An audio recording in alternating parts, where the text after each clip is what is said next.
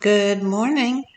Hope you've had a good long weekend. I guess I'm saying that I am doing this recording or video a little bit late because of the holiday on Monday. So here we are looking at the FinViz today. You can see that the Dow opened right at the zero line, dropped, then swung up. About halfway recovering and now is dropping again. It's down 153 points. The NASDAQ, total opposite. You can see gapped up, rose again, got to the high just before 11 o'clock, and now has started pulling back. Still definitely positive, but where it was up much higher, it's now up 194 points. The S&P has had swings as well, gapped up, pulled back, rose again, pulled back. So it is closer to the low of the morning, but looks like it's trying to rise again. And the Russell, which often follows what's going on with the Dow, started down, rose on the first candle, went higher, pulled back, flat for an hour and a half or so, and now is negative. Not a whole lot, but down for the morning. So there's a lot of swings today, and yesterday was a negative day that all of the indices gapped down, and then by the end of the day had lots of swings, but maybe recovered about half. So you can see the carpet here is a combination of red and green. Most of the big squares, the big companies, the bigger corporations here are green, Google and Apple and Tesla and Nvidia and so on. And yet there's a lot of red in here, and that is what you're seeing as far as the Dow and the Russell, because these little companies, corporations, are the ones that are negative.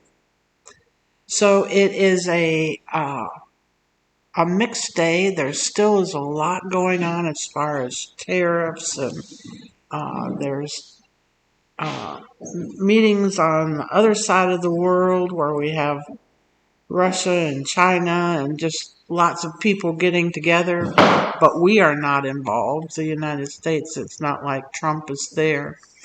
And there's just a lot of stuff going on with tariffs still. So I thought we would look at the bigger picture. So what we're looking at here is what has happened today and the swings up and down for the morning, and the fact that half the indices are bearish and the other half are bullish, and lots of swings. So it's like, what's the big picture look like? And I have the weekly chart of the Dow here, and can see that so far this week the Dow is down 385 points. If you look at the CCI, you can see that it is bullish, has crossed up here weeks ago. Up here was more bullish in that it was creating these green fins, and now this is tapering down. And if we look at the candles, we can see that the last two candles here are red. So we've had two. This week is only partially through, but it is bearish. The last one was bearish. And that comes after 3 bullish weeks rising. But it has been kind of stuck right here in this area for a long period of time. If you look across, you say, look at that. Rose up here, pulled back. Rose again, came back to the same level of R1, resistance 1, like it's a ceiling.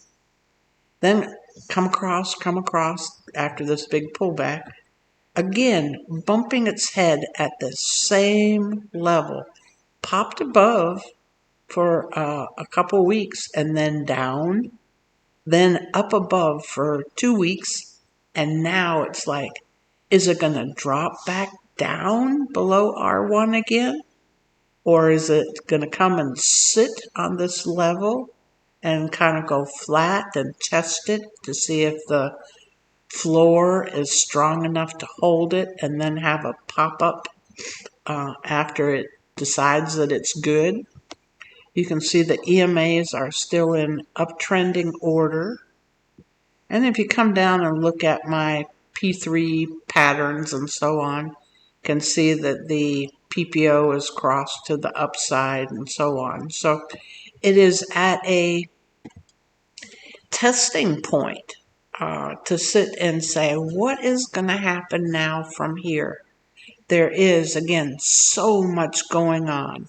We've kind of crossed over and most of the earnings have happened, but there's still a lot going on as far as tariffs are concerned, that many countries have been assigned or settled into what they're paying, but there still is discussions about some of the bigger countries and so on as to what is going to happen. And so we're going to just have to wait and see for the next couple weeks to see if this is going to hold and if R1 is going to be a line that is strong enough to hold it and then ultimately have it bounce up, or is it going to cross down and we're going to have a deeper drop that is going to look more like this? So we will keep looking. We will keep checking. We will look at this over the next couple weeks, and I will share what I see. And overall, I hope you have a great week and good trades. Take care. Bye now.